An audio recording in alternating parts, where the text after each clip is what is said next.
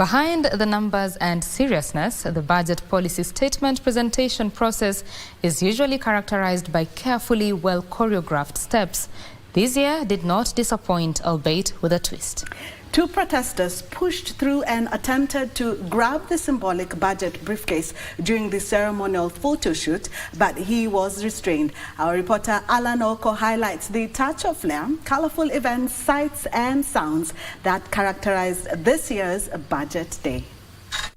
When it comes to showing the inner workings of what the public rarely sees, especially from here, the National Treasury building, this is what happens from the office of the CS, Professor Njunguna Ndungu, to the 12th floor where the policymakers and directors and all the stakeholders from public parastatals to private sector meet to, look at the budget policy statement and ratify the figures and all that.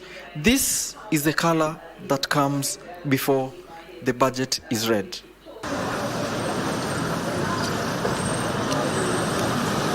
Welcome to the National Treasury building, a structure with a beehive of activities. On a day like today, just before the Cabinet Secretary does his ceremonial photo shoots with a briefcase. Inside, the well-lit corridors reveal smartly dressed staff. Everywhere. On this day, there is no shortage of roses, the single most symbol of Budget Day. One not donning a rose flower here would be mistaken to be misplaced or a guest. This is the 14th floor, where the office of the principal secretaries and the cabinet secretary are.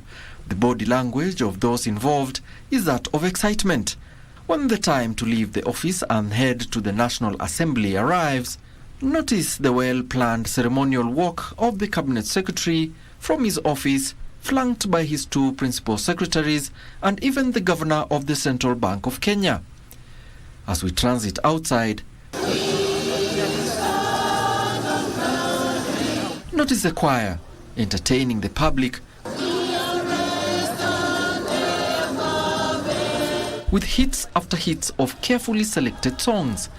The curious members of the public taking a moment to soak in, albeit for a moment, the reason for the occasion.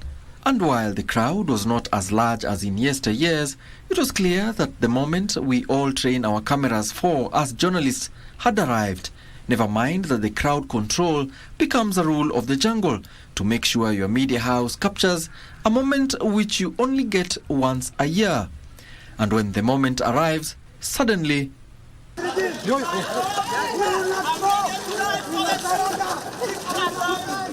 this protester and his colleague also grabbed just behind our cameras, enjoying a lift towards a waiting police vehicle for their troubles. However, the photo session continues, and after this elaborate and well-synced photograph session, the Cabinet Secretary proceeds to his ceremonial Volkswagen Passat. Here, it is another well-choreographed ride, a few blocks down to the National Assembly.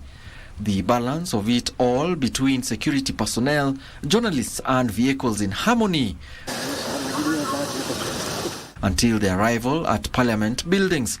And finally, into the Parliament buildings, the guest of honor arrives, welcomed by another assembly of smartly dressed members of the August House to deliver the 2024-2025 budget statement, until this happens again next year.